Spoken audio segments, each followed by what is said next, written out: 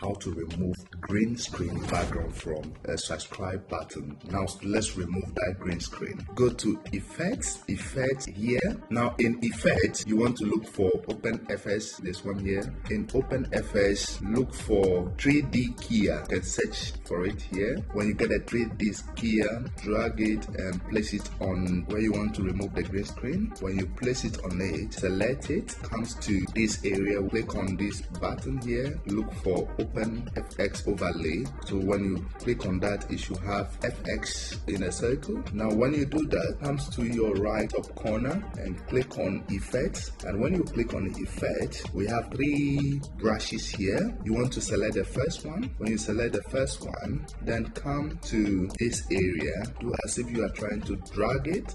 So our green screen is gone. If you enjoyed this video, give it a big like and subscribe. See you in the next video. Peace out.